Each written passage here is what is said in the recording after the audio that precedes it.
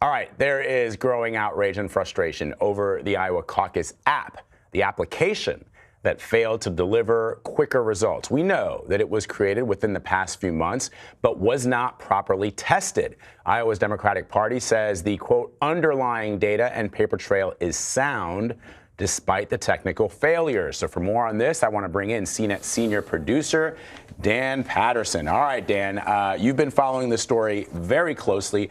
First of all, what is the app? How was it supposed to work? All right, so Vlad, you said it yourself moments ago, the Iowa caucus, months of preparation, millions of dollars invested, all for an application that appeared to be beta testing using our democracy. Okay, wow. This is confusing. Let's break it down into some more simple buckets. We have three issues at play here. One, we have a technical issue. Yes, there were problems, big technical problems. Many of the people working at caucuses said they couldn't log into the app and that the app had problems responding to the server, sending data back and forth. Technical problems. In bucket number two, we have process problems, right? So there was a backup at play. There was a phone number. But that phone number, as we have from a lot of other reporting, appeared to be semi-functional, non-functional, no operators on the other end, process problem. Bucket number three, Vlad, we do have a people problem. So, yes, we can apply technology, but we have to train people, prepare the technology, and make sure that it is ready, especially in democracies, to be deployed.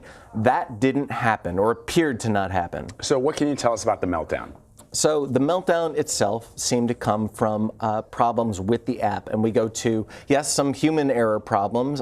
They say, hey, look, we had people problems trying to understand how the app works. But there also seem to be big issues with administrators logging into the app. So this then fueled all kinds of speculation and conspiracy theories that kind of swirled around what appeared to be a couple bugs, right? This wasn't ready for prime time. It seems like it wasn't tested and was kind of a last-minute deployment. So when you do that with any form of software, you're going to have technical problems and people problems. You know, so when it comes to the technical problems, I guess, and you sort of said something that's sort of interesting, which is that this was sort of beta testing our democracy. The officials in Iowa say this is not a hack, because I know a lot of people will be worried about that. And if you are not digging into the relevant details, you may see the headlines and think, uh-oh, Iowa got hacked. This is not that. And we should definitely say that we have no evidence that this was a hack, but every corporation that's been hacked in the last couple of years, what do they say? It wasn't a hack, didn't happen here. And then later they're like, it was kind of a hack. So it doesn't look like this was a hack, but what this does do is highlight the issues that can come along with hacking. So the purpose of hacking, whether it's a voting machine, whether it's a voting system or an application, isn't necessarily to change your vote. The purpose is to underline our faith and confidence in the voting process itself. We had months of stories about misinformation and disinformation around the primary process. The first thing that happened was a technical failure and then lack of communication from the IDP about what actually happened, which then fueled conspiracy theories online. We see Russian troll bots picking this up and spreading some of these conspiracy theories. So what happened is that we played into, whether it was a hack or just a technical problem, we played into the biggest fears and concerns that cyber experts and other election security experts have been warning about for months.